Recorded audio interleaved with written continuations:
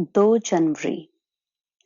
नए अहदनामा में से आज की तिलावत मुकद्दस मत्ती की अंजील उसका दूसरा बाब पहली आयत से लेकर 18वीं आयत तक। जब यसु हेरोदिस बादशाह के जमाना में यहूदिया के बैतलहम में पैदा हुआ तो देखो कई मजूसी पूरब से यरूशलेम में ये कहते हुए आए कि यहूदियों का बादशाह जो पैदा हुआ है वो कहाँ है, क्योंकि पूरब में उसका सितारा देखकर हम उसे सजदा करने आए हैं। ये सुनकर हेरोदिस बादशाह और उसके साथ यरूशलेम के सब लोग घबरा गए और उसने कौम के सब सरदार काहिनों और फकीरों को जमा करके उनसे पूछा कि मसीह की पैदाइश कहाँ होनी चाहिए। उन्होंने उससे कहा, यहूदिया के बैतलहम में, क्योंकि नबी की मार्फत यूं लिखा गया है कि ए बैतलहम यहूदा के इलाके, तो यहूदा के हाकिमों में हरगिज सबसे छोटा नहीं,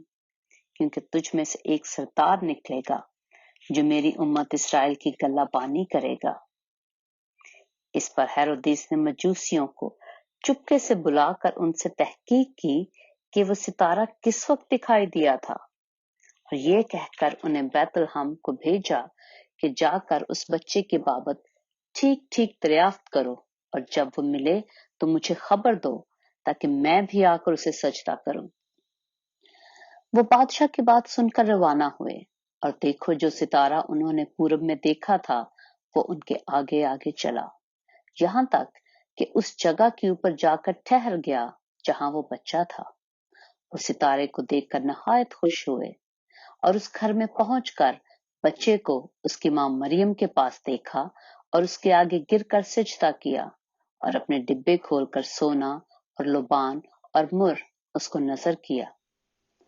और हेरोदिस के पास फिर ना जाने की हिदायत ख्वाब में पाकर दूसरी राह से अपने मुल्क को रवाना हुए। जब वो रवाना हो गए तो देखो खुदावंद के फरिश्ता ने यूसुफ को ख्वाब में दिखाई देकर कहा, उठ, बच्चे और उसकी मां को साथ लेकर मिस्र को भाग जा, और जब तक कि मैं तुझसे ना कहूं वहीं रहना, क्योंकि हेरोदिस इस बच्चे को तलाश करने को है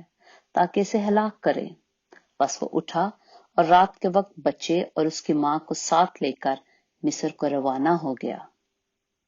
और हेरोदिस के मरने तक वहीं रहा ताकि जो खुदावन ने नबी की मार्फत कहा था वो पूरा हो कि मिस्र में से मैंने अपने बेटे को बुलाया। जब हेरोदिस ने देखा कि मजूसियों ने मेरे साथ हंसी की तो नहायत गुस्से हुआ, और आदमी भेजकर बैतलहम और उसकी सब सरहदों के अंदर के उन सब लड़कों को कत्ल करवा दिया